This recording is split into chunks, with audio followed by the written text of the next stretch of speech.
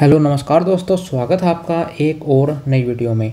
तो आज हम करने वाले हैं एसएससी एमटीएस का एक और प्रैक्टिस सेट। यहाँ पर मैं आपको पता है हिंदी और इंग्लिश में करवाऊँगा। और भाई मैं अपना परिचय दे देता हूँ, मैं एज एसएससी एमटीएस हवलदार इस बार ही सिलेक्ट हुआ हूँ। तो भाई अभी पढ़ के भी तुम्हें पता चल जाएगा। अगर तुम्हें पहली बार वीडियो है तो मेरे को तुम बस 15 मिनट दो।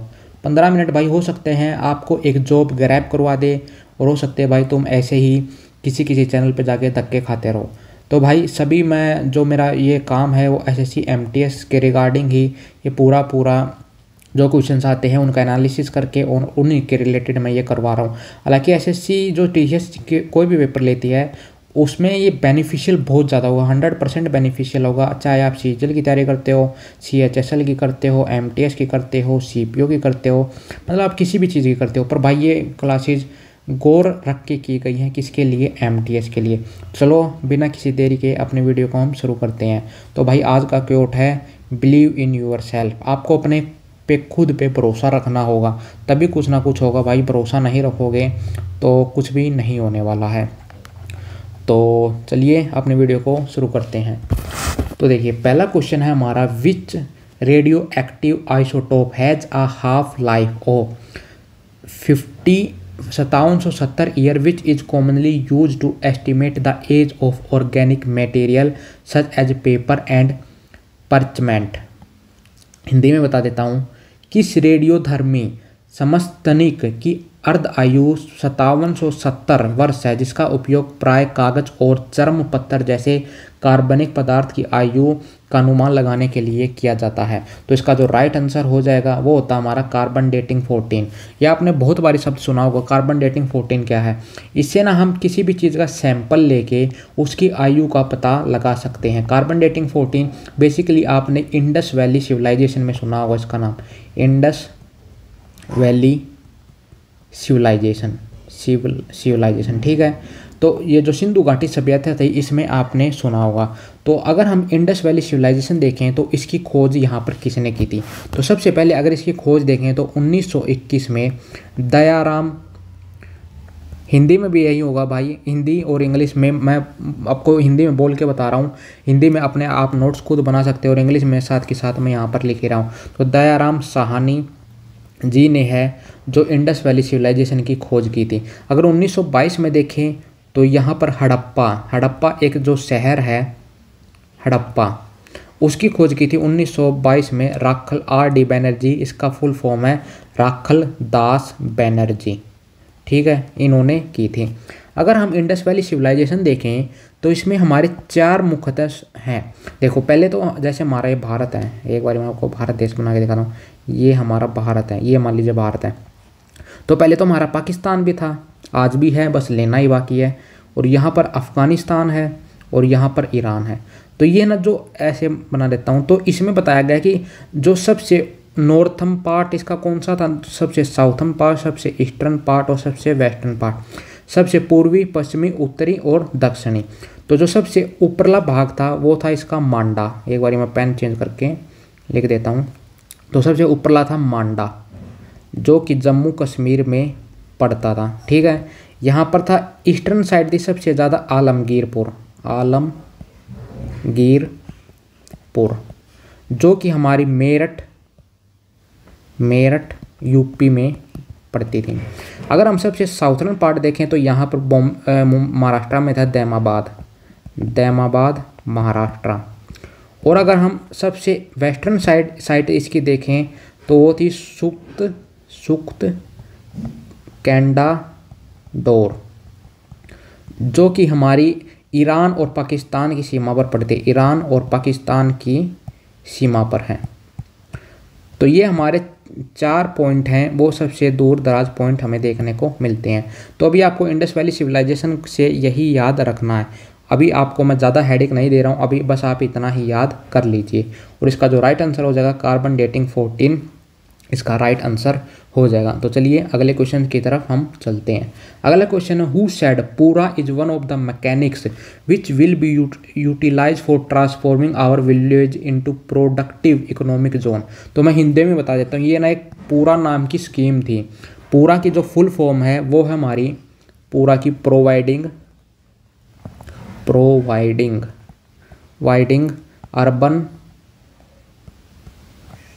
अर्बन एमेनिटीज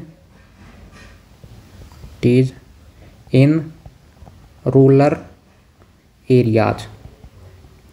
ये जो स्कीम है ना, पूरा देखो, पूरा का मतलब क्या है मैं हिंदी में बता देता हूँ। प्रोवाइड करना, जो शहरी जो हमारी जैसे हेल्थ है, शिक्षा है, एजुकेशन है, या रोड्स हैं या फैसिलिटीज़ हैं जो हमें शहर में मिलती है ना, वही एमिनिटीज़ का मतलब होता है हमारे सुविधाएं। जो हमें शहर में सुविधाएं मिलती है ना, वही हमें गांव में मिलनी शुरू हो जाए। तो जो स्कीम है ये 2004 में लॉन्च की गई थी, 2004 में लॉन्च की गई थी कि भाई जो गांव है हमारे, रूरल एरियाज़ हैं, उनमें भी जो शहर जैसी फैसिलिटीज़ हैं। जैसे आप गांव में जाते हो भाई, गांव से शहर में आते हो हॉस्पिटल में, तो गांव में एक इतना अच्छा हॉस्पिटल बना दिया जाएगा, उनको शहर में आने की ज़रूरत ना हो। अच्छे स्कूल बना दिए जाएँ, अच्छी इलेक्ट्रिसिटी हो और अच्छे रोड्स हों। तो भाई इसलिए है। तो ये किसने कहा था, एक बार क्वेश्चन बताता हूँ कि पूरा है वो एक ऐसा मैकेनिज्म होगा जो यूटिलाइज करेगा transforming our village into productive economic zone, जो हमारे विलेज को ना ट्रांसफॉर्म कर देगा, बदल देगा एक प्रोडक्टिव जो इकोनॉमिक जोन में। तो हिंदी में करता हूँ, किसने कहा था कि पूरा उन तंत्रों में से एक है जिसका उपयोग हमारे गांव को उत्पादक आर्थिक क्षेत्रों में बदलने के लिए किया जाएगा। तो ये श्री APJ अब्दुल कलाम जी ने कहा था। अच्छा, APJ अब्दुल कलाम जी की बुक्स देखें अगर हम, तो वो क्या थी, वो थी विंग्स ऑफ फायर। ये इनकी ऑटोबायोग्राफी थी। ऑटोबायोग्राफी क्या होती है, जो खुद लिखी गई है, ऑटो। और बायोग्राफी क्या होती है, बायोग्राफी होती है जो किसी दूसरे के द्वारा लिखी गई हो। तो यहाँ पर APJ अब्दुल कलाम जी द्वारा ये कहा गया था पूरा स्कीम। अगला हमारा ज्यामितीय लंबाई और चुंबकीय लंबाई के बीच निम्नलिखित में से क्या संबंध है। इंग्लिश में ही बता देता हूँ। Which of the following is the right relationship between geometric length and magnetic length। देखो, आपने ना कहीं ना ऐसी चुंबक देखी होगी। मैं एक बार चुंबक ही बना देता हूँ। ये मान लीजिए, और इसको हम भर देते हैं, और देन इसका कलर हम कर देते हैं ये हमारा कलर है। और यहाँ पर, ठीक है, यहाँ पर हमारा हो जाएगा क्या, नॉर्थ। अरे ये पेंसिल ही नहीं रहा, दिख नहीं रहा ना, वाइट देखें। यहाँ पर हो जाएगा हमारा नॉर्थ, और यहाँ पर हमारा क्या हो जाएगा, साउथ। ठीक है, तो ये दो चुंबक के हुए होते हैं। तो अगर हम इनकी पूरी लंबाई देखें, तो अगर इसमें यहाँ से लेके इस चुंबक की ये लंबाई देखें, तो ये क्या होती है, ये होती है हमारी जियोमेट्रिक लेंथ। मान लो चुंबक हमारी 10 मीटर की है, तो ये हमारी 10 मीटर की ये जो लेंथ हो जाएगी, ये 10 हो जाएगी। ये मैंने मानने के लिए कहा, हो सकती है 8 की भी हो सकती है, 7 की भी हो। और जो नॉर्थ और साउथ पोल है ना, ये बिल्कुल इस किनारे पे नहीं होती, ये ना थोड़ा हट के होते हैं, इतनी दूरी पे होते हैं। और जो इन दोनों पोल्स के जो बीच में होगा ना, जो इतना डिस्टेंस, वो होती है हमारी मैग्नेटिक लेंथ। वो होती है हमारी मैग्नेटिक लेंथ। तो जो देखो, जियोमेट्रिक लेंथ यहाँ से यहाँ तक है, तो जियोमेट्रिक लेंथ हमेशा लंबी होगी, और जो मैग्नेटिक लेंथ है ना, वो हमेशा छोटी होगी। तो जियोमेट्रिक लेंथ को हम G से डिनोट कर लेते हैं बताने के लिए, और मैग्नेटिक लेंथ को हम M से डिनोट कर लेते हैं। तो G हमेशा बड़ा होगा किससे, M से, क्योंकि जो जियोमेट्रिक लेंथ है ना, वो ज़्यादा है मैग्नेटिक लेंथ से। और जो इनका आपस में भी समीकरण है वो भी मैं बता देता हूँ। जो हमारी मैग्नेटिक लेंथ होती है ना, मैग्नेटिक लेंथ वो हमेशा 5, और जियोमेट्रिक लेंथ होगी वो हमेशा 6 होगी। तो ये 5/6 के रेशो में हमें देखने को मिलते हैं। तो इन्होंने यही पूछा है कि आमतौर पर देखो, अगर मैंने 10 मीटर की ये चुंबक ली है, मान लो 10 मीटर तो बहुत ज़्यादा हो जाता है, पर मान लो 10 सेंटीमीटर, मान लो 10 सेंटीमीटर की चुंबक है, तो ये ऑटोमेटिक ये जो मैग्नेटिक लेंथ है ना, वो 8 सेंटीमीटर की हो जाएगी। नहीं, अगर ये 12 सेंटीमीटर की है ना, तो ये 10 सेंटीमीटर की हो जाएगी। ये रेशो अच्छे से बनाने के लिए क्या है, तो अगर ये हमेशा 6 के उसमें होगी, ये हमेशा 5 के उसमें होगी। तो यही पूछा इन्होंने कि कौन सा हमारा सही होगा। तो मैग्नेटिक लेंथ है वो 5 होगी, और जियोमेट्रिक लेंथ है वो 6 हो जाएगी, क्योंकि यहाँ पर जाके ये 6 बन जाएगा। तो मैंने आपको अच्छे से समझा दिया है। इसका आंसर भी मैं वो कर लेता हूँ, और हिंदी में मैंने आपको करवा दिया था। अच्छा, इससे पहली वीडियो में ना हमने CH3OH, भाई ये रिवीजन के लिए है, जिन्होंने पहली क्लास नहीं देखी है वो ज़रूर देखना। ये होता है मैथनॉल होता है CH3OH। अच्छा, एक मोल में कितना होता है, एक मोल की जो वैल्यू है वो कितनी है, तो वो हमारी 6.06 इंटू में 10⁻24 पावर, तो ये होती है हमारी एक मोल की वैल्यू 6.02 होती है। ये 6 नहीं, 6.02 अरे यार मैं क्या लिख रहा हूँ, मेरा क्या दिमाग चल रहा है, 10⁻23 घात होती है ये, 10⁻23 पावर, तो ये होता है हमारा एक मोल। अच्छा, जो ये मेथनॉल होता है ना, ये कलरलेस लिक्विड होता है, कलरलेस। ये मैंने आपको पहले भी करवाया है, बस आपको एक रिवीजन करने के तौर पे बताया हूँ। जिसने भाई नहीं देखी वो वीडियो देखना, क्योंकि हर एक वीडियो इंटरलिंक होती है। अगले क्वेश्चन की तरफ हम चलते हैं। अगला हमारा क्वेश्चन है, who was the first woman graduated from Calcutta university. तो इसमें हिंदी करने की ज़रूरत नहीं है। वह कौन सी महिला है जो कैलकाटा यूनिवर्सिटी से सबसे पहले ग्रेजुएशन की थी, तो वो थी हमारी कादम्बनी गांगुली जी। तो कादम्बनी गांगुली जी है इसका जो राइट आंसर हो जाएगा। अगर यहाँ पर सरोजिनी नायडू को देखें, तो ये हमारी जो फर्स्ट वुमन गवर्नर थी, वुमन गवर्नर कहाँ की, ये थी हमारी यूपी की, जो पहली वुमन गवर्नर बनी थी। अगर यही देखें तो ये 1925 में कानपुर में ना अधिवेशन हुआ था, कानपुर में सेशन हुआ था किसका, इंडियन नेशनल कांग्रेस का। तो ये उसकी जो फर्स्ट इंडियन वुमन बनी थी उस सेशन की प्रेसिडेंट, जो INC का जो कानपुर 1925 में अधिवेशन हुआ था, तो ये फर्स्ट वुमन थी इंडिया से, इंडियन फर्स्ट वुमन जो बनी थी प्रेसिडेंट उस सेशन की, ठीक है। और इन्हें ही हम नाइट एंगल ऑफ इंडिया भी कहते हैं, night angle of India, night angle of India भी इन्हें ही हम कहते हैं। अच्छा, अगर हम बात करें सरोजिनी नायडू के बारे में, होगा अभी INC इंडियन नेशनल कांग्रेस के बारे में भी देख लेते हैं। इंडियन नेशनल कांग्रेस में क्या, तो इसकी जो यहाँ पर इसको एस्टैब्लिश किया था वो किया था 1885 में A.O. हुयूम के द्वारा, A.O. हुयूम के द्वारा यहाँ पर किया था। अगर यहाँ पर वाइसराय देखें तो वो कौन था, वो था हमारा यहाँ पर वाइसराय था डफर के टाइम में हुआ था ना, तो यहाँ पर डफरिन था। और अगर हम इसकी अध्यक्षता भी की थी 1885 में A.O. हुयूम के द्वारा। और ये कहाँ पर एस्टैब्लिश की थी, ये की थी बॉम्बे में, ये हमारी की थी बॉम्बे में। ये बॉम्बे में की थी गोकुलदास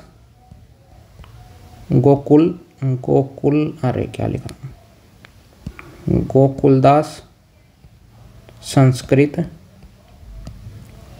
कॉलेज में, गोकुलदास तेजपाल संस्कृत कॉलेज में इसकी यहाँ पर की थी। अगर हम 1886 का देखें तो दादा भाई नरोजी हैं, वो इसके प्रेसिडेंट बने थे। दादा भाई नरोजी इसके प्रेसिडेंट यहाँ पर बने थे। तो मैंने आपको सभी चीज़ें हैं वो अच्छे से बता दी इस क्वेश्चन की। इसका राइट आंसर होगा कादम्बनी गांगुली जी, इसका राइट आंसर हो जाएगा। अगला है, which of this statement is true, इनमें से कौन सी स्टेटमेंट ट्रू है। तो अब एक बार आप इंग्लिश में पढ़ लीजिए। Eight lower rates of interest people will have a lower preference for liquidity. At higher rates of interest transaction demand for money will be higher. At lower rates of interest speculate demand for money will be higher. At higher rates of interest liquidity preference of people will increase। नहीं, मैं आपको समझाता हूँ, एक बार हिंदी में भी आप इसको चेक कर लीजिए। देखो, इसलिए इन क्वेश्चन में इतना ज़्यादा टाइम लग जाता है क्योंकि हिंदी और इंग्लिश दोनों में करवा रहा हूँ मैं। इनमें से कौन सा कथन सत्य है। कम ब्याज दरों पर लोगों की तरलता के प्रति कम प्राथमिकता होगी। ब्याज की ऊंची दरों पर लेनदेन में पैसे की मांग अधिक होगी। ब्याज की कम मांग दरों पर पैसे की सट्टा मांग अधिक होगी। ऊंची ब्याज दरों पर लोगों की तरलता अधिक होगी। देखो, मान लो RBI है, मैं आपको एक लेमैन की भाषा में समझाने की कोशिश करता हूँ। RBI है, अगर आप वहाँ से मान लो किसी भी बैंक से लोन लेते हो तो आरबीआई अगर लोन की दरों को यहाँ पर सस्ती कर देगा, मान लो इनकी ये सस्ती कर दी, तो लोगों के, आप मान लो 100 रुपये ले रखे हैं आपने लोन के, और अभी लग रही है आप पे 5% की दर, और लोन लेने की यहाँ पर सस्ती कर दी गई है 4% की, तो लोगों के पास अधिक पैसा होगा और वो मार्केट में ज़्यादा पैसा आएगा और वो ज़्यादा खर्च कर सकेंगे। एक तो सिनेरियो ये है। और मान लो अभी आपने 100 रुपये ही लोन लिया, पहले मिल जाता था 5 के हिसाब से, लेकिन अब मिला 6, अब आपको पैसा और ज़्यादा बचाना पड़ रहा है अपना लोन देने के लिए। तो भाई आप यहाँ पर अपना जो खर्चा है, खर्चा बढ़ेगा, खर्चा ज़्यादा करोगे आप, ज़्यादा करोगे, और जो मार्केट में मनी सप्लाई है, मार्केट में पैसा है, वो भी बढ़ जाएगा। लेकिन यहाँ पर आपका इंटरेस्ट रेट है वो बढ़ गया, 5 से 6 हो गया, तो आप अपना खर्चा बचाओगे ताकि आप अपने किस्तें, खर्चा कम करोगे ताकि आप अपने किस्तें भर सको। और मार्केट में भाई आप खर्चा नहीं करोगे तो इससे मार्केट में जो मनी की सप्लाई है वो यहाँ पर नीचे हो जाएगी। तो इसी हिसाब से हम देखते हैं, कम ब्याज दरों पर लोगों की तरलता के प्रति कम प्राथमिकता होगी। नहीं, कम ब्याज दर होगी तो लोगों की तरलता है ना, जो लिक्विडिटी है पैसे की, वो यहाँ पर बढ़ जाएगी। तो ये हमारा कथन सत्य नहीं होगा। ब्याज की उच्च दरों पर लेन देन में पैसे की मांग अधिक होगी। नहीं, ब्याज की अगर ऊंची दरें होंगी तो लेन देन में पैसे की मांग भी कम हो जाएगी, क्योंकि लोगों के पास पैसा नहीं है, लेन देन वो कहाँ से करेंगे। ब्याज की कम दरों पर पैसे की सट्टा मांग अधिक होगी। हाँ बिल्कुल, अगर ब्याज की दरें हम कम कर देंगे ना तो पैसे की जो सट्टा मांग है वो अधिक हो जाएगी, मतलब जो पैसे की सप्लाई है ना मार्केट में वो अधिक बढ़ जाएगी। ये हमारा बिल्कुल सही आंसर हो जाएगा। ऊंची ब्याज दरों पर लोगों की तरलता प्राथमिकता बढ़ेगी। नहीं, ऊंची ब्याज दरों पर लोगों की तरलता है वो घटेगी ना कि बढ़ेगी। तो ये मैंने आपको अच्छे से समझा दिया। एक बार मैं इंग्लिश में भी करके दिखा देता हूँ, भाई इंग्लिश वालों को ज़्यादा ही परेशानी होगी। देखो, at lower rates of interest people will have a lower preference for liquidity. नहीं, जब लोअर रेट्स होंगे ना तो पीपल के पास हायर प्रेफरेंस होगी, क्योंकि वो पैसा ज़्यादा खर्च करेंगे। At higher rate of interest transaction demand for money will be higher. नहीं, हायर रेट पे हमारी लोअर हो जाएगी। एट लोअर रेट्स ये हमारा राइट आंसर हो जाएगा। At higher rate of interest liquidity preference, ये मैंने आपको बता दिया। अब हम चलते हैं, एक बारी करते हैं हम डिमांड कर्व। ये ना मैं आपको बताता हूँ डिमांड कर्व। डिमांड कर्व क्या होता है देखो, ये बताता हूँ। और एक होता है हमारा सप्लाई, मैं लिखे देता हूँ, एक मिनट रुकिए। तो देखिए यहाँ पर है हमारा डिमांड कर्व और यहाँ पर है हमारा सप्लाई कर्व।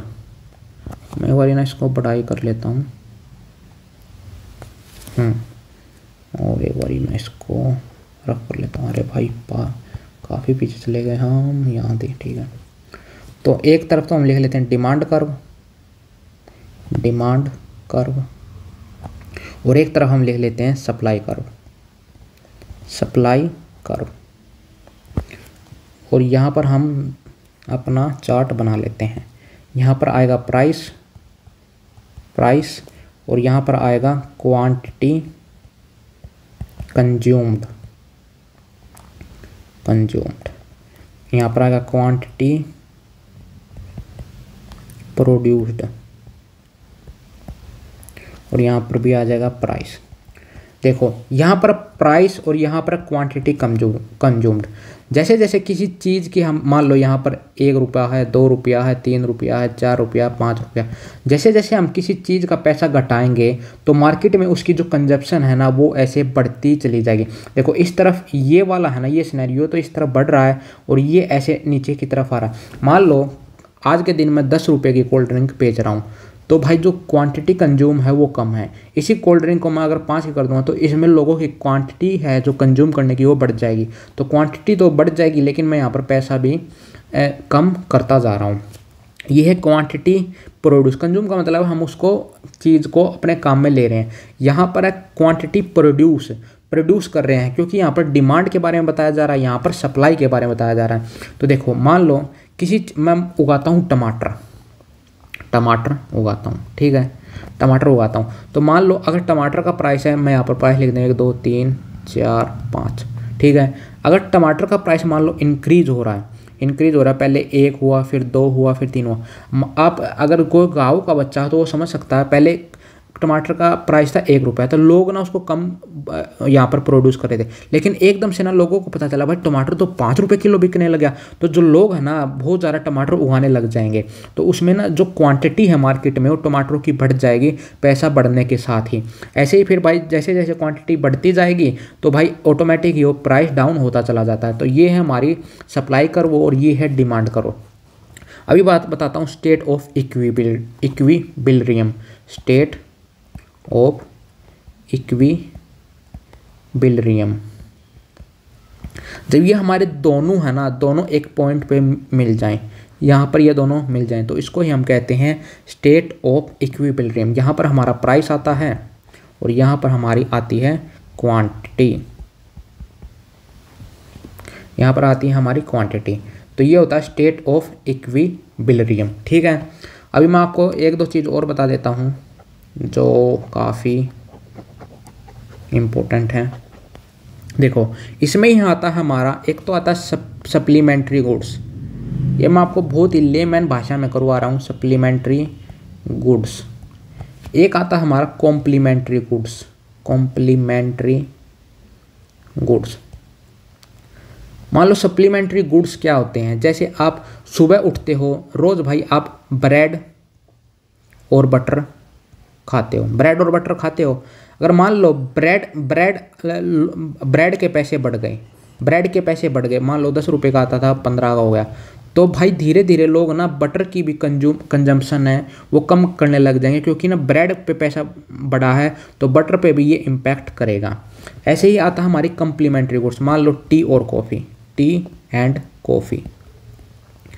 मान लो चाहे लोग टी पीते हैं चाहे कॉफ़ी पीते हैं, नींबू पानी पीते हैं भाई, ज़रूरी नहीं है यही पीते हो, तो टी और कॉफ़ी। मान लो टी का प्राइस बढ़ जाता है, टी का प्राइस बढ़ जाता है तो लोग क्या करेंगे, इसमें शिफ्ट हो जाएंगे, कॉफ़ी पीने लग जाएंगे भाई, क्योंकि टी का प्राइस मान लो 10 से 15, पहले दोनों 10-10 की आती थी, लेकिन जो टी का प्राइस है वो 15 हो गया, तो भाई लोग क्या करेंगे, कॉफ़ी प्रेफर करने लग जाएंगे, तो 10 रुपये की आती है। तो ये होते हैं हमारी कॉम्प्लीमेंट्री गुड्स और ये होते हैं सप्लीमेंट्री गुड्स। मान लो सप्लीमेंट्री मैंने बताया दिया 10 रुपये की चीज़ है वो 15 की होगी, तो भाई ये बटर है ना वो भी लोग कम खरीदना प्रेफर कर देंगे, क्योंकि यहाँ पर जो ब्रेड जो इसकी यहाँ पर सेल है ना ये बटर पे भी इम्पैक्ट करेगी, क्योंकि ब्रेड की तो सेल ऑटोमेटिक कम हो जाएगी प्राइस बढ़ने पे, तो यही जो सेल है ये बटर पे भी इम्पैक्ट करने वाली है। तो भाई मैंने आपको अच्छे से समझा दिया है, बहुत ज़्यादा टाइम ले लिया एक ही क्वेश्चन पे। अगला हमारा विच of the following is an example of capital receipt. जो कैपिटल रिसिप्ट है हमारी, जो हमारी प्राप्ति है, पूंजीगत प्राप्ति है, तो उसका उदाहरण क्या है? उसका उदाहरण सरकार द्वारा सार्वजनिक क्षेत्र के बैंकों का विनिवेश, ये होता है। तो देखो सरकार ने क्या किया, सार्वजनिक बैंक क्षेत्र के जो बैंक है, जो गवर्नमेंट बैंक है, उनका ना बेच दिया, उनका जो अपना मान लो उनके पास 100% होल्डिंग है उसमें से कुछ बेच दिया, तो ये होती है सरकार की पूंजीगत प्राप्ति, उनके पास पैसा आ रहा है। Disinvestment of public sector banks by the government, इसका जो राइट आंसर हो जाएगा। आगे चलते हैं। अगला हमारा question, a father was speaking about the rich culture heritage. देखो मैंने ये ना करवाए हुए हैं और भाई इसका आंसर मैं आपको मांगता हूँ संस्कृति। याद करो पिछले उसमें करवाए हैं, एक बार मैं आपको रिकॉल करवा देता हूँ। तो देखो मैं पूरे लिख के देता हूँ यहाँ पर भाई, एक रिकॉल करवाने के लिए, क्योंकि क्वेश्चन मैंने आपको पहले ही करवा दिया है। फंडामेंटल ड्यूटीज हमारे कौन से आर्टिकल में है? वो है 51A। कहाँ से ली है? USSR से। कब लागू हुई थी? 42वें कॉन्स्टिट्यूशन एक्ट 1976 में। कौन थी इस टाइम पे पीएम? इस टाइम पे पीएम थी इंदिरा गांधी। भाई बहुत सारे बच्चे सोच रहे होंगे ये भैया इतनी जल्दी क्यों करवा रहे हैं, क्योंकि भाई ये मैं पढ़ा चुका हूँ, पिछली वीडियो आप जाके देखो, ये सब कुछ मैं एक बार रिवीजन ही करवा रहा हूँ और ये क्वेश्चन आपने मैंने पहले ही करवाया हुआ है। इंदिरा गांधी थी और यहाँ पर 51A USSR से लिया। तो किसकी सिफारिश पे, कौन सी कमेटी की सिफारिश पे होते हैं? तो सरदार सवर्ण सिंह कमेटी की सिफारिश पे हुआ था। उन्होंने 8-10 दिए थे, लेकिन इंदिरा गांधी ने 8 माने थे, 2 अपनी तरफ से ऐड किए थे। 11वां हमारा जो फंडामेंटल ड्यूटी है वो कब ऐड किया गया था? वो 2002 में 86वें कॉन्स्टिट्यूशन एक्ट के द्वारा लागू किया गया था। अभी पूरी की पूरी फंडामेंटल ड्यूटीज़ भी देख लेते हैं। पूरी हमारी कितनी फंडामेंटल ड्यूटीज़ होती हैं? 11। तो लिख लेते हैं ABCDEFGHIJ और K। देखो ए से एंथम, हमें अपने देश के जो एंथम है, राष्ट्रगान है या हमारा झंडा, उसके हमें रिस्पेक्ट करनी चाहिए। बी से बापू, बी से बापू। बापू क्या है, जो हमारे स्वतंत्रता सेनानी थे, जो भगत सिंह, राजगुरु सुखदेव जी या महात्मा गांधी जी या सुभाष चंद्र बोस जी, उनकी हमें रिस्पेक्ट करनी चाहिए, उनके जो ख्याल हैं उनकी रिस्पेक्ट करनी चाहिए। सी में ना तीन आ गया, तो हमें अपने देश की एकता, अखंडता और प्रभुता को बनाए रखना होगा। डी से होगा हमारे डिफेंस। अगर हमारे देश को हमारी ज़रूरत पड़ती है तो हम उसमें अपने डिफेंस में, अपनी सेना में बढ़ चढ़कर भाग लेंगे। ई से हमारा हो गया पाँच हाथ में एक हाथ में 5 उंगली होती हैं, तो 5 से हो गया भाईचारा। मुट्ठी बंद करके रखोगे तो भाईचारा होगा, फ्रेटर्निटी होगी। एफ छठी क्लास में हम क्या करते थे, हमें संस्कृत पढ़ाई जाती थी। तो देश के हमें संस्कृति और कल्चर का है जो रिस्पेक्ट करनी चाहिए, हर एक के अपने सभी धर्मों का हमें एक इक्वल उस पर रखना चाहिए। जी से है ग्रीनरी, तो हमें अपने आसपास के पेड़ों की रक्षा करनी चाहिए, पर्यावरण की सुरक्षित रखना चाहिए। एच से हमारा हो गया लूप, ये है एक साइंटिफिक सोच, ये हमारा क्या हो गया, इन्फिनिटी। तो साइंटिफिक सोच हमें उज्जवल करनी चाहिए। आई है नो वॉयलेंस, हमें वॉयलेंस में झगड़ा किसी के साथ नहीं करनी चाहिए। जे हमें ना अपने देश के, हमें अपना आप को ऊपर उठाना चाहिए और उसके साथ ही हमारा देश भी ऊपर उठेगा। 1 और 0 था और 1 हमें अपने बच्चों, 1 और 1 2 बच्चे आपके पास मान लीजिए, तो हमें अपने 6 से लेकर 14 साल के बच्चों के लिए निःशुल्क शिक्षा इसमें दी गई है। तो ये है, तो इन्होंने क्या पूछा, रिच कल्चर किस में है, छठी क्लास में हमने कल्चर सीखा, तो 51 हमारा इसका राइट आंसर हो जाएगा। धीरे धीरे में अगले क्वेश्चन पे चलते हैं, आप पढ़ सकते हो। क्या दिया, इतनी मैं रफ कर लेता हूँ उसको। तो देखो, विच of the following option best describe the objective of प्रधानमंत्री रोजगार प्रोत्साहन योजना। तो देखो, ये योजना से ना हर एक शिफ्ट में हमारा क्वेश्चन बन रहा था। तो देखिए, जो हमारी हिंदी में कर देता हूँ मैं एक बार इसको, जस्ट अ मिनट, ये लीजिए। तो देखिए, कौन सा विकल्प प्रधानमंत्री रोजगार प्रोत्साहन योजना 2016 के उद्देश्य का सबसे अच्छा वर्णन करता है। उद्यमियों को वित्तीय सहायता देना नहीं, इसका मतलब है जो उद्यमी है, जो फैक्ट्रीज लगाए हों, उनको वित्तीय, उनको पैसा देना नहीं। बेरोजगारों को निःशुल्क स्वास्थ्य सेवाएं प्रदान करना, ये तो हो ही नहीं सकता रोजगार के विषय में। ग्रामीण महिलाओं के लिए रोजगार के अवसर प्रदान करना नहीं। नियोजकताओं को नई नौकरियां पैदा करने के लिए प्रोत्साहन करना, ये राइट आंसर हो जाएगा। इंग्लिश में देख लीजिए, आप पढ़ सकते हैं, to provide financial assistance to entrepreneurs, to provide free health care service to the unemployed, to provide employment opportunity for rural women नहीं, टू एनकरेज एम्प्लॉयर्स जो काम दे रहे हैं, टू क्रिएट न्यू जॉब्स। इसका था प्रधानमंत्री रोजगार प्रोत्साहन योजना का कि भाई तुम ना ग्रामीण क्षेत्र में ना अपना ज़्यादा से ज़्यादा रोजगार है उसको उपलब्ध करवाओ। तो यही था इसका मेन मकसद। आगे चलते हैं, अगला, who among the following leaders received the life time achievement award during the, ये देखो, ये भाई बहुत ज़्यादा पुराना है, इसका जो आंसर हो जाएगा 13 संसद रत्न अवार्ड। तो ये किसको दिया गया था, ये हमारा दिया गया था TK रंगा राजन जी को। ये भाई बहुत ज़्यादा पुराना है, तो ये डाटा आप याद भी कर सकते हो और इसको स्किप भी कर सकते हो। हालांकि SSC देखें तो भाई 2 से 3 साल पुरानी ही करंट अफेयर पूछता है, तो आप इसको याद भी कर सकते हो या आप छोड़ भी सकते हो। देखो, चंद्रबाबू नायडू, तो N चंद्रबाबू नायडू अभी क्या है, आंध्र प्रदेश के CM है, आंध्र प्रदेश के ये अभी CM है। अच्छा, अगर हम देखें सुमित्रा महाजन क्या है, सेकंड वुमन थी हमारी, second woman speaker in Lok Sabha. अब पूछोगे फर्स्ट वुमन कौन थी, वो थी मीरा कुमारी। ये थी 2009 की संसद की स्पीकर थी। अगर हम अब देखें तो अब प्रेजेंट में कौन है, वो हैं ओम बिरला सर जी। ओम बिरला सर हैं यहाँ पर, वो अभी जो प्रेजेंट में है वो लोकसभा स्पीकर है। ठीक है, आगे चलते हैं हम।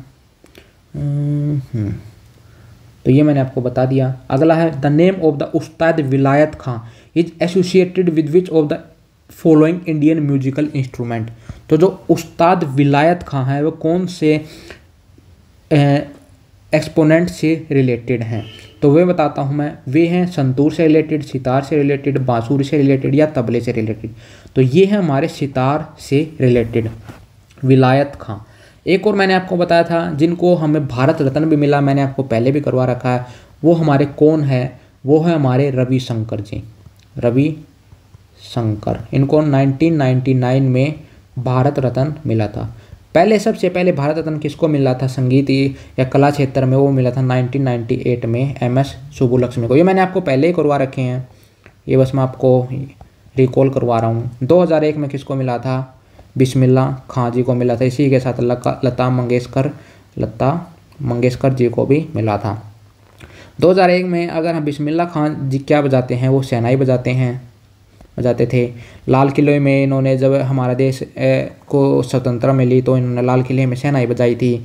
और एक और बात, शहनाई में कितने छेद होते हैं, तो 7 छेद होते हैं।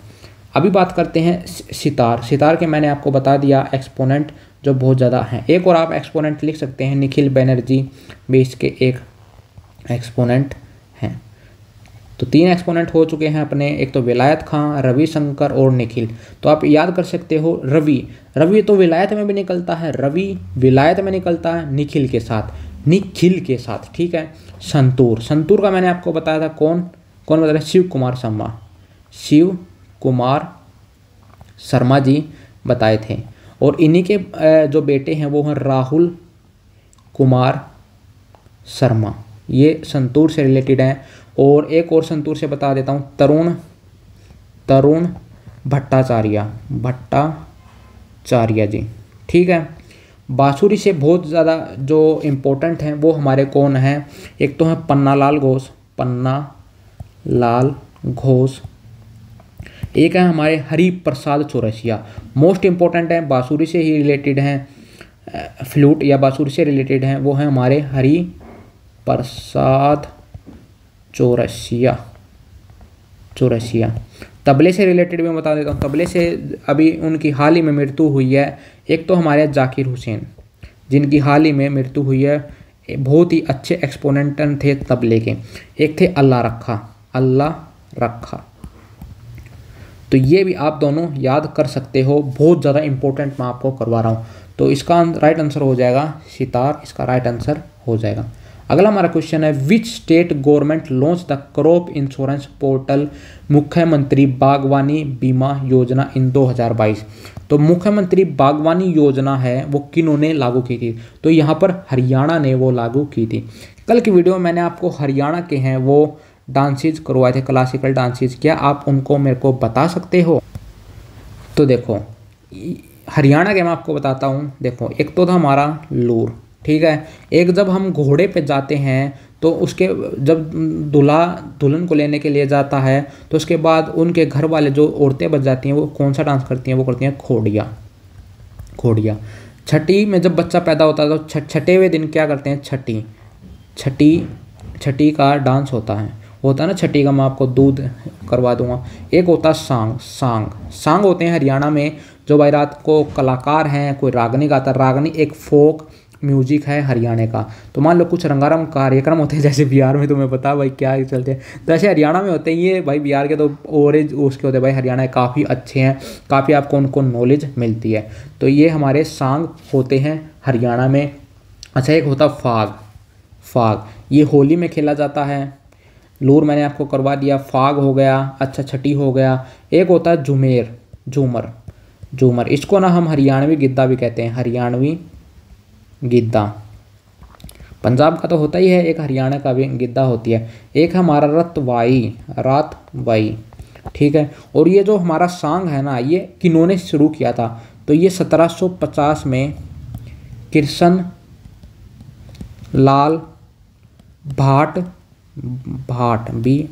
जी ने यहाँ पर इसको शुरू करने का श्रेय जाता है। और भी आपको याद हो, एक तो धमाल भी था, धमाल मचाते हैं हरियाणा के लोग, तो ये आप याद कर सकते हो। ये सभी मैंने हरियाणा के हैं जितने फोक डांस आपको फिर से रिकॉल करवा दिए हैं। अगले क्वेश्चन की तरफ चलते हैं। When did British umpire game start? तो ये ब्रिटिश अंपायर गेम है, ये कब शुरू हुए थे? तो ये शुरू हुए थे हमारे 1930 में। 1930 में देखें तो ये सबसे पहले कहाँ पर शुरू हुए थे, ये हुए थे कनाडा में, कनाडा में। इसमें जो शुरुआत में जो पार्टिसिपेट किया था वो किया था 11 कंट्रीज ने, और इसमें हमारे 6 स्पोर्ट्स खेले गए थे, 6 स्पोर्ट्स हैं इसके खेले गए थे। पहले तो इनको ब्रिटिश एम्पायर गेम कहते हैं। ब्रिटिश एम्पायर गेम ये कौन से होते हैं, जिन पे ना ब्रिटिशर्स ने यहाँ पर कब्जा किया था, जिनकी कॉलोनीज थी ब्रिटिशर्स की, तो उनको ही हम ब्रिटिश एम्पायर गेम्स कहते हैं। इसका जो नाम हमने चेंज कब किया था, वो किया था 1978 में। इसको हमने कॉमनवेल्थ गेम्स कहना शुरू कर दिया था। तो 1930 में ही हमने इसको विलमडेर कनाडा से शुरू किया था। अगले क्वेश्चन की तरफ हम चलते हैं। Dash is the income of the government which arises out of the property left by the people without a legal higher. तो देखो ये इन्होंने पूछा कौन सी वह इनकम है सरकार की जो पैदा होती है कि कोई बंदा अपना कोई विदाउट अ लीगल हायर, कोई भाई अपना उत्तराधिकारी छोड़ करके बिना मर जाए, या भाई उनके कोई बच्चे ना हो उसके बाद, तो भाई जो उसको बेच के जो गवर्नमेंट की इनकम होती है तो उसको हम कहते हैं एस्टीट। इसको अगर हिंदी में बताऊं तो उसका होता है राजगामित्व हम इसको कह सकते हैं। हिंदी में देख लिया, सरकार की आय जो लोगों द्वारा बिना कानूनी उत्तराधिकारी के छोड़े गई संपत्ति से उत्पन्न होती है तो राजगामित्व होती है। और इंग्लिश में भी बता देता हूँ, इंग्लिश में हमारी एस्टीट इसको कहते हैं। अगले हमारे क्वेश्चन पे चलते हैं। Which of the following Indian states is not covered as the Deccan plateau. देखो डेक्कन प्लेटू क्या है, हमारा भारत ना कुछ नीचे से इस तरीका का है जहाँ से समुंदर लगता है। ये हमारा मान लो ये समुंदर लग रहा है, ठीक है। तो यहाँ पर हमारे कुछ हैं, यहाँ पर जैसे मध्य प्रदेश हो गए, तो मान लो मध्य प्रदेश से नीचे नीचे के ना जितने भी वो हमारे डेक्कन में आ जाते, जैसे कर्नाटका हो गया, केरला हो गया, तमिलनाडु हो गए, यहाँ पर आंध्र प्रदेश हो गया, ऐसे ही उड़ीसा, छत्तीसगढ़। तो यहाँ पर जितने भी ये नीचे गए ना तो ये हमारे डेक्कन में आ जाते हैं। तेलंगाना हमारा डेक्कन में है, महाराष्ट्र हमारा डेक्कन में, आंध्र प्रदेश हमारा डेक्कन में। लेकिन जो मध्य प्रदेश है ना, मध्य प्रदेश हमारा बीच में है बिल्कुल। तो ये मध्य प्रदेश है, ये हमारा डेक्कन प्लेटू नहीं होगा। बड़ा ही आसान क्वेश्चन था ये, तो जो राइट आंसर हो जाएगा वो ये हो जाएगा। हिंदी में बता देता हूँ। हाँ, निम्नलिखित में कौन सा राज्य दक्कन पठार के अंतर्गत नहीं आता है, तो यही है जो हमारा दक्कन पठार के अंदर नहीं आता है। इसमें से कुछ क्वेश्चन और निकाल सकते हैं हम। हाँ, एक आंध्र प्रदेश हमने क्या किया था, इसका एक डांस था धीमसा, जो धीमा सा चलता है, जो अंधा है व्यक्ति होता है। भाई मैं दोबारा बता रहा हूँ, मैं उनकी कोई भी भाई डिसरिस्पेक्ट नहीं कर रहा हूँ जो अंधे व्यक्ति हैं, बस ये एक ट्रिक है याद करने की। जो धीमा सा चलता है वो आंध्रा को हम अंधा से याद रखते हैं, तो आंध्र प्रदेश है। आगे चलते हैं। भाई समझ जा रहे हो यार, भूलना ना पड़े भाई, ये ट्रिक है, इनको दिल पे ना लेना। Which hypothesis was proposed by Paul Ehrlich to suggest the importance of species richness in the maintenance of ecosystem. तो देखो जो ये पॉल थे ना, एक बार हिंदी में बता देता हूँ। पारिस्थितिक तंत्र के रख रखाव में प्रजातियों की समृद्धि के महत्व को सुझाव देने के लिए पॉल एहरलिच द्वारा कौन सी परिकल्पना प्रस्तावित की गई थी। तो देखो इनके द्वारा जो प्रस्तावित की गई थी ना, वो की गई थी हमारी रिवेट पॉपर हाइपोथेसिस। ये क्या होती है, तो देखो ये ना एक बहुत बड़े भाई साइंटिस्ट हुए हैं एक टाइप से, जो इकोसिस्टम के बारे में इन्होंने बहुत सारी चीज़ें बताई हैं। तो ये जो रिवेट होती है ना, ये क्या होती है, इन्होंने क्या बताया समझना आराम से, कि ये जो पूरा हमारा इकोसिस्टम है ना, मान लो पूरी पृथ्वी है, ये इस पर जो जितने भी लोग रहते हैं, पहाड़ हैं, जीव जंतु हैं, स्पीशीज़ हैं, कीड़े मकोड़े हैं, ये मान लो एक प्लेन है, ये है एक उड़ने वाला जहाज, एरोप्लेन, मान लो एरोप्लेन, ठीक है। अगर इसमें से ना कुछ प्रजातियां जैसे लुप्त हो रही हैं हमारी, और जैसे ये मान लो एरोप्लेन है, उसमें से कुछ हम गायब कर दें, कुछ स्क्रू हैं वो गायब कर दें, या कुछ इसके फेंडर हैं वो गायब कर दें, या इसमें से भाई कुछ सीटें हैं वो गायब कर दें लोगों के बैठने के लिए, तो ये जहाज़ है ना, ये भाई उड़ नहीं पाएगा जैसे पहले उड़ता था। तो इन्होंने ऐसे ही कहा, जो हमारे इकोसिस्टम है ना, ये भी एक जहाज़ है। अगर इसमें से कुछ स्पीशीज़ कम हो जाती हैं, पेड़ पौधे कम हो जाते हैं, तो ये ना एक अच्छे से वर्क नहीं कर पाएगा। तो यही बताया है इन्होंने रिवेट पॉपर हाइपोथेसिस में, कि भाई हमें ना जो इतनी भी हमारी विलुप्त हो रही हैं, हमें ना इन स्पीशीज़ को एंडेंजर्ड जोन से बाहर निकालना होगा और भाई इनकी हमें रक्षा करनी होगी। अगर हम पोर्टफोलियो हाइपोथेसिस देखें तो ये क्या होती है, ये होती है कि मान लो हमारे आसपास में ना इकोसिस्टम में, एक मिनट रुकिए, पोर्टफोलियो हाइपोथेसिस होती है हमारे इकोसिस्टम में ना बहुत सारी स्पीशीज़ रहेंगी, बहुत सारी अभी भी हैं, लाखों करोड़ों भाई, बहुत सारी पर विलुप्त भी हो रही हैं। मान लो बहुत सारी स्पीशीज़ होंगी तो ना जो हमारा इकोसिस्टम है, हमारे आसपास का जो इकोसिस्टम बना हुआ है वो ना उसका कोलैप्स होने का खतरा है, बहुत ज़्यादा कम हो जाएगा, वो ना ख़त्म होने का जो खतरा है वो बहुत ज़्यादा कम हो जाएगा, बहुत ज़्यादा स्पीशीज़ रहती हैं। तो ये होता है पोर्टफोलियो हाइपोथेसिस और ये बताती है रिवेट पॉपर हाइपोथेसिस। रिवेट ना एरोप्लेन में ही होता है, तो यहाँ से आप याद कर सकते हो, जो इन्होंने दिया था स्पीशीज रिचनेस का। ठीक है, आगे चलते हैं। Paika dance is perform in which of the following state. तो जो पाइका डांस है, पाइका वो कहाँ का डांस है, वो हमारा झारखंड का डांस। असम का भी मैंने बताया था, असम की बिहू। और गोवा के भाई मैंने आपको करवा दिए हैं, मैं रिवाइज करवा देता हूँ भाई। गोवा, ये भी अपने दिल पे मत लेना, बता देता हूँ। गोवा में मैन जाते हैं, मैंडोलिन। गोवा में जाने के लिए लोगों के जिस्म में तरंगे उठती हैं, तो तरंग मेल। ठीक है, वहाँ पर जाके वे घोड़े पे बैठने जाते हैं, तो घोड़े मोड़नी। ये भाई जो मराठा हैं उनके लिए मनाया जाता है, उनकी वीरता को दिखाया जाता है इसमें घोड़े मोड़ने में। फिर वे घोड़े पे घूमते हैं, फिर वे गाड़ी चलाते हैं, ताल गाड़ी, और फुगड़ी भी चलाते हैं, फुगड़ी चलाते हैं। फिर भाई जैसे ही वे ना थकने लगते हैं तो उनको ना नींद आती है, पर उसको कहते हैं सो मत। जागोर डांस है, वो भी वहाँ का है। रो मत, सो मत नहीं है भाई, ये सो जाओ। जागो, रो मत। अच्छा, एक और 2 डांस और हैं, वो मैं आपसे पूछना चाहूँगा। वे भाई गुफा में डालो, गोफ और डालो, गोफ GONF और डालो, ये 2 डांस है, वो भी यहाँ वहीं के हैं। तो ये जो हमारा रोमत डांस है ना, रोमत डांस इसको हम क्या कहते हैं, ये कल भी बताया, थैंक्स गिविंग डांस है। किसी को ना थैंक्स करना हो, थैंक्स गिविंग हमारा डांस है। तो बता दिया भाई पाइका, गोवा, मैंने आपको रिवीजन भी करवा दी है। चलिए अगले क्वेश्चन की तरफ चलते हैं। जो महर्षि दयानंद सरस्वती जी हैं, उन्होंने ना फाउंड किया था आर्य समाज, वो 1875 में किया था। तो इन्होंने ये कहाँ पर फाउंड किया था, तो ये भाई बहुत सारे बच्चों को आता होगा, ये इन्होंने बॉम्बे महाराष्ट्र में किया था। अच्छा, जो दयानंद सरस्वती हैं, इनकी बुक है, बहुत इंपॉर्टेंट बुक है, वो है सत्यार्थ प्रकाश।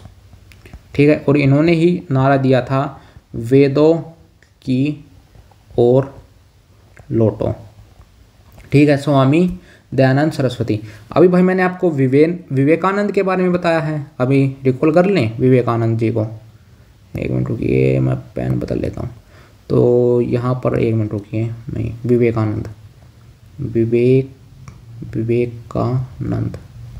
विवेकानंद मैंने पहले करवाया हुआ, मैं आपको बस रिवीजन करूँगा। इनका जन्म कब हुआ है, इनका जन्म हुआ 12 जैन 1863। इसको नेशनल यूथ डे बोलते हैं। ठीक है, इनकी मृत्यु कब हुई थी, इनकी मृत्यु हुई थी 1902 में। और विवेकानंद जी ने जो शिकागो में स्पीच कब दी थी, 1893 में। इन्होंने रामकृष्ण मिशन की स्थापना कब की थी, वो की थी 1897 में। और विवेकानंद जी के रिलेटेड ये ही इम्पोर्टेंट चीज़ें थी, बता दी हैं। चलिए आगे चलते हैं। अगला हमारा question, which of the following is a feature of the Indian constitution. Indian constitution का कौन सा हमारा जो एक, हिंदी में बता देता हूँ, विशेषता है। तो निम्नलिखित में कौन सी भारतीय संविधान की विशेषता है, तो हमारी कठोर संविधान नहीं है, हमारा कठोर और लचीला दोनों है। राष्ट्रपति शासन प्रणाली जी नहीं, यहाँ पर PM की शासन प्रणाली, दोहरी नागरिकता नहीं, भारत में केवल एकल नागरिकता है।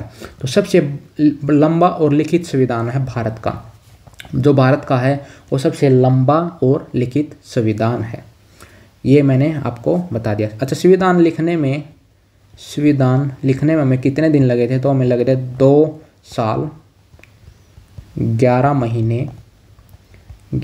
महीने और 18 दिन, ये हमें संविधान लिखने में लगे थे। संविधान के ही आर्टिकल देखें तो संविधान में हम संशोधन कॉन्स्टिट्यूशन में अमेंडमेंट कौन से आर्टिकल से कर सकते हैं, वो कर सकते हैं 368 से। तो आज के दिन आप यही याद कर सकते हो। अभी पूछ लूँ राष्ट्रपति और हमारे राष्ट्रपति, एक मिनट रुकिए, मैं पेन ही बदल लेता हूँ। प्रेसिडेंट और वाइस प्रेसिडेंट के मैंने आपको आर्टिकल करवाए हैं पिछली वीडियोज में, याद है भाई? ठीक है, बता दो। पकानी कोका द्वयोदशम, उसका निकास शनि है। ठीक है, वाइस प्रेसिडेंट के लिए उसका निकास शनि है। 63 से 70 और 52 से 61। ठीक है, आप ये मेरे को रिकॉल करके बताना। इनकी ट्रिक भी बता दी। पकानी कोका द्वयोदशम, उसका निकास शनि है। तो अभी मैं रिवाइज तो नहीं करवाने वाला। डीपीएसपी कहाँ पर है? डीपीएसपी हमारी दी हुई है 36 से लेके 51 आर्टिकल तक। और कहाँ से ली हमने? आयरलैंड के संविधान से। तो अभी बस इतना ही याद रखो। अगला है मोढेरा नृत्य महोत्सव कहाँ पर है? तो मोढेरा हमारा कहाँ पर है? तो मोढेरा है हमारा गुजरात में। गुजरात में इसका जो राइट आंसर है मोढेरा का हो जाएगा। और 2-3 मैंने आपको और भी करवाए थे गुजरात से रिलेटेड, याद है भाई? तो बता देता हूँ मैं कौन से थे। गुजरात के थे, देखो इसको तो आप याद रखते हो मोदी जी से। मोदी जी कहाँ से हैं? गुजरात से। तो ऐसे आप याद कर सकते हो। अच्छा, गुजरात से हम मैंने बताया तपानी, भावाई, पानी और तपानी। देखो एक ही राज्य जिसके ना बीच में से पानी जाता है, ऐसे याद कर सकते हो। पानी है इसके बीच में, तो तपानी। और भावाई, वहाँ पर ना जैसे मोटा भाई बोलते हैं, मोटा भाई, तो भाई तो आ गया ना, भावाई, ऐसे याद आप कर सकते हो इन दोनों को भी। और मोढेरा भी मैंने एक ना मोढेरा फेस्टिवल भी होता है, वो भी यहाँ पर गुजरात में ही होता है। On which planet has a rotating oval of clouds twice as wide as Earth called the green red spot been observed for more than 300 years? तो कौन सा प्लेनेट है हमारा जो बादलों की एक घूर्णी अंडाकार आकृति है, जो पृथ्वी से 2 गुनी चौड़ाई है, जिसे ग्रेट रेड स्पॉट कहा जाता है, जो 300 वर्ष से अधिक समय से देखी जा रही है? तो वो कौन सा है? वो हमारा बृहस्पति ग्रह। इसको हम जुपिटर बोलते हैं। जुपिटर ग्रह है। आपने जुपिटर ग्रह देखा हुआ ना, इसके चारों तरफ ना एक रिंग सी होती है जो ये बड़ी है किससे? भारत बोल रहा हूँ भाई, जो अपनी पृथ्वी है, प्यारी पृथ्वी, उससे 2 गुनी मोटी, तो इसकी रिंग है। और भाई जो हमारे सोलर सिस्टम का सबसे बड़ा ग्रह है वो ही है हमारा जुपिटर। अभी और भी बात कर लेते हैं। देखो अगर मैं बात करता हूँ हमारे सोलर, यहाँ पर मान लो यहाँ पर हमारे सूर्यदेव, ये तो हमारे सूर्यदेव। यहाँ पर सबसे पहले हमारा कौन सा आएगा? मरकरी। फिर क्या आएगा? वीनस। भाई छोटे बनाने पड़ेंगे। मरकरी, फिर आएगा वीनस, फिर क्या आएगी? अपनी प्यारी पृथ्वी, अर्थ। फिर क्या आएगा? मंगल ग्रह, मार्स। फिर आ जाएगी एस्ट्रॉयड बेल्ट। ये क्या आ गई? एस्ट्रॉयड बेल्ट बीच में। उसके बाद क्या आ जाएगा? अपना जुपिटर आ गया। फिर क्या आ जाएगा? सैटर्न। फिर क्या आ जाएगा? अरुण। और फिर क्या आ जाएगा? अरुण और वरुण। इंग्लिश में शायद यूरेनस होता है, और ये होता है नेपच्यून। जुपिटर है वो सबसे बड़ा ग्रह है हमारा, बड़ा ग्रह। सबसे छोटा ग्रह देखें तो हमें ये मार्स देखने को मिलता है। मार्स बोल रहा हूँ भाई, मरकरी देखने को मिलती है। जो वीनस होता है, वीनस को क्या कहते हैं? शुक्र। जो हमारा शुक्र ग्रह है वो पृथ्वी की है जुड़वा बहन है, और इसको सुबह और शाम का तारा भी कहते हैं। अभी बताता हूँ जो पृथ्वी की जो एस्केप वेलोसिटी है वो कितनी है? वो है 11.2 किलोमीटर प्रति घंटा। एस्केप वेलोसिटी क्या होती है? मान लो कोई जहाज है, पृथ्वी से उड़ा, पृथ्वी से उड़ा तो उसको पृथ्वी के वायुमंडल से बाहर जाने के लिए, पृथ्वी की जो ग्रेविटेशनल फोर्स है उससे बाहर जाने के लिए कितनी स्पीड से जाना होगा, तो उसको जाना होगा 11.2 किलोमीटर प्रति घंटे से उसको पृथ्वी से बाहर निकलना होगा। और जो हमारे जुपिटर के हैं वो हमारे यहाँ पर गैलीलियो गैलीली थे, एक बार में गैलीलियो गैलीली थे, तो उन्होंने जुपिटर के ना 4 मून है वो ढूंढे थे। एक तो था लो, एक था यूरोपा, एक था गैनीमेड, एक था कैलिस्टो। जो गैनीमेड है ना वो हमारे सोलर सिस्टम का सबसे बड़ा मून है, जो सोलर सिस्टम का सबसे बड़ा मून है जो गैनीमेड है। अगर हम एक बारी और, मैं ये आपने देख लिया, एक बार ना मैं इसको रफ कर लेता हूँ, फिर मैं आपको और चीज़ें करवा देता हूँ। तो देखो, एक तो होती है रोटेशन, एक होती है रेवोल्यूशन। रोटेशन क्या होती है, मान लो ये हमारी पृथ्वी है, तो ये अपने ही कक्ष पर घूम रही है, और मान लो ये है हमारा सन, और ये पृथ्वी ना इसके चारों तरफ घूम रही है। तो अगर ये अपने ही कक्ष पर घूम रही है, इसको तो बोलते हैं रोटेशन, और ये एक सन है और इसकी चारों तरफ ना परिक्रमा कर रही है, इसको बोलते हैं हम रेवोल्यूशन। तो अगर हम रोटेशन देखें और रेवोल्यूशन देखें तो वो किसकी ज़्यादा है, तो अगर हम रोटेशन देखते हैं तो रोटेशन है वो सबसे ज़्यादा किसकी है, वो है जुपिटर की, जो कि 10 आवर्स में होती है। और जो इसकी एस्केप वेलोसिटी है वो सबसे हाईएस्ट है। और इसमें ही अगर हम हाईएस्ट है और रोटेशन हाईएस्ट बोल रहा हूँ, फास्टेस्ट बोलनी चाहिए, फास्टेस्ट और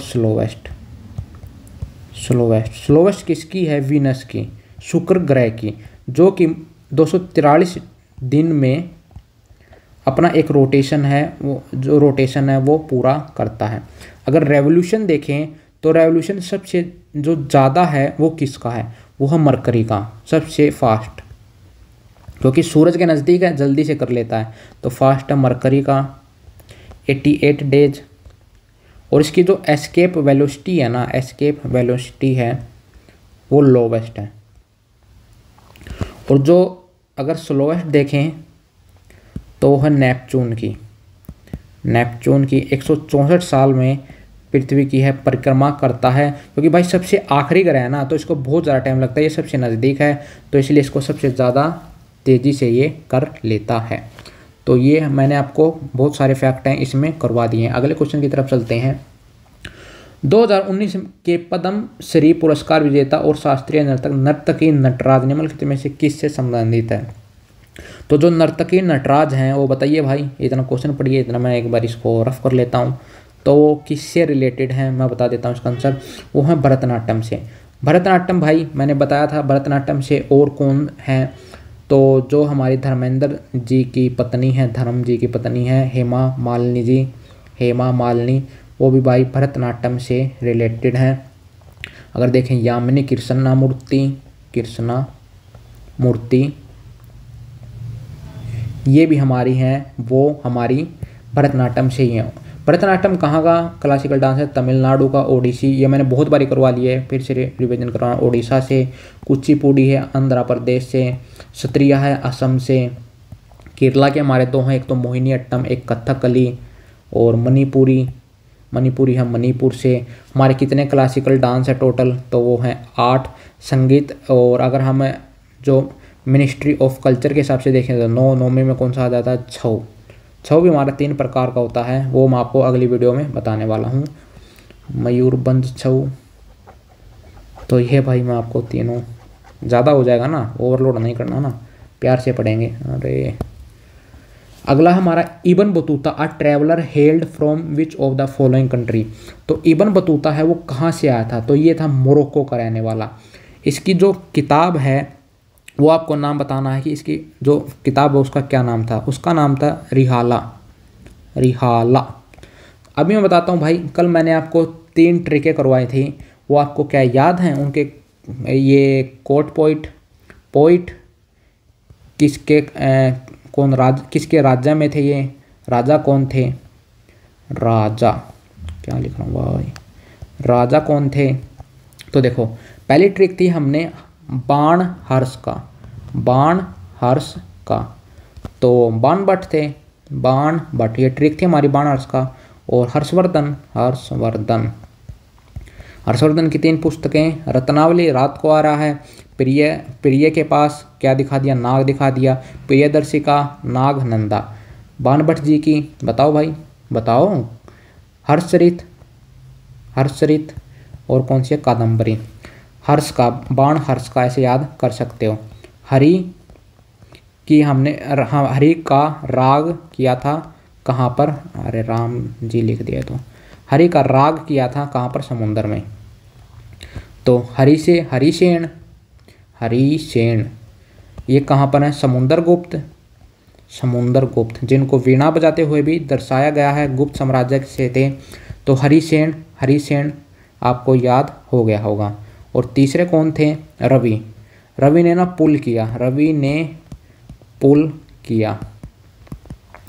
और ये जो हरिसेन है ना, इनका कौन से इंस्क्रिप्शन पर लिखता है? तो प्रयाग प्रशस्ति जो इंस्क्रिप्शन है वहाँ पर देखने को मिलता है। ये कहाँ पर है? प्रयागराज, तो इलाहाबाद में है।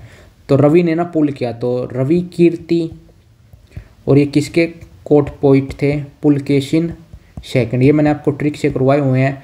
रवि ने पुल किया, पुलकेशिन द्वितीय। और रवि ने ना पुल किया और होल हो गया, तो ए होल इंस्क्रिप्शन है। तो भाई ये ट्रिक से मैंने आपको याद करवाए। त्रियाला इसकी बुक का नाम है, मोरक्को का रहने वाला था। Who among the following Indian wrestler won the gold medal in the 57 category at the Asian Wrestling Championship 2023? ये भाई इंपॉर्टेंट है, क्योंकि ना अभी जो ये जीत के आना, इसका जो राइट आंसर हो जाएगा वो अमन शेरावत जी हो जाएगा। जो हमारे 2024 के पेरिस ओलंपिक्स हुए हैं, पेरिस ओलंपिक्स हुए हैं, उनमें भी ये हमारे ब्रॉन्ज मेडल जीत के लाए हैं। ब्रॉन्ज मेडल इन्होंने अपने नाम किया है अमन शेरावत भाई ने। और भाई 2023 में है ये एशियन रेसलिंग चैंपियनशिप में भी गोल्ड मेडल जीत के लाए थे। सबसे पहले फिर से रिकॉल करवाता हूँ भाई, ओलंपिक्स हमारे कब शुरू हुए थे? 1896 में एथेंस में। 1900 में हमारे जो एंग्लो इंडियन थे नॉर्मन, वो 2 सिल्वर मेडल जीत के लाए थे। एक तो 200 मीटर स्प्रिंट में, एक 200 मीटर हर्डल में। और भाई 1928 से लेके 1980 तक भारत ने कितने गोल्ड मेडल जीते हैं? 8 गोल्ड मेडल जीते हैं। 1928, 1932, अरे क्या लिख दिया, 1932, 1936, फिर 36 के बाद 40 और 44 में नहीं हुआ क्योंकि यहाँ पर वर्ल्ड वॉर सेकंड चल रहा था। फिर 1948, 1952, 1956, 1960 और 1980। 1 2 3 4 5 6 7 और 8, ये हमारे 8 हैं। अगर इंडिविजुअल में देखें, इंडिविजुअल भैया मैं पहले ही करवा चुका हूँ, कभी आप सोचो ऐसे कैसे लिख रहे हैं, बस ये मैं ऐसे कर रहा हूँ। तो इंडिविजुअल में जो ब्रॉन्ज मेडल हैं वो किन्होंने जीता था? वो 1952 में जादव सर ने जीता था रेसलिंग में, फ्री स्टाइल रेसलिंग में। 2004 में सिल्वर मेडल किन्होंने जीता था? इंडिविजुअल जो एकले इंसान ने जीता है वो हमारा राठौड़ सर ने जीता था शूटिंग में। और 2008 में किसने जीता था? अभिनव बिंद्रा जी ने जीता था, ये भी शूटिंग में इन्होंने गोल्ड मेडल जीता था पहला। और इनकी बुक कौन सी थी? A shot at history. अच्छा, दूसरा हमारा इंडिविजुअल गोल्ड कब आया है? 2020 में टोक्यो ओलंपिक्स में नीरज चोपड़ा भाई ने जेवलिन थ्रो में ये जीता है। और 2024 में नीरज चोपड़ा भाई ने क्या जीता है? इन्होंने सिल्वर मेडल जीता है। तो मैंने आपको रिकॉल भी करवा दिया है। अगला है became the first Indian footballer to play in the UEFA women championship league in 2022। तो ये भाई बहुत ज़्यादा पीछे का करंट अफेयर है, पर इसका जो राइट आंसर होगा वो मनीषा कल्याण जी होगा। तो मनीषा कल्याण इसका राइट आंसर होगा कि जो पहली इंडियन फुटबॉलर बनी है जो उन्होंने मैच खेला है first UEFA women championship league 2022 में। अगला the committee headed by Radha Krishna recommended. जो राधा कृष्ण जी ने जो कमेटी रिकमेंडेड की थी वो की थी the intimation of the national rural livelihood mission. तो इसके लिए इन्होंने अपनी ये जो कमेटी है वो बताई थी। तो भाई मैंने आज आपको लगभग 25 क्वेश्चन करवाए हैं, तो 25 में तो भाई आपके बहुत सारे रिवीजन हो जाते हैं। तो कमेंट करके बताना कि भाई, कमेंट में आपको होमवर्क क्वेश्चन दे देता हूँ। होमवर्क क्वेश्चन मैं क्या दूँ? हाँ, युवराज सिंह की जो बुक का नाम है वो बताओ, और सचिन तेंदुलकर की बुक का नाम बताओ। ये बुक का नाम आप बताना दोनों की। और मिलते हैं भाई, वीडियो को लाइक करना और चैनल को हो सके जितना शेयर करना और सब्सक्राइब भी कर लेना भाई। मिलते हैं अगले अपने प्रैक्टिस सेट के साथ। Bye bye.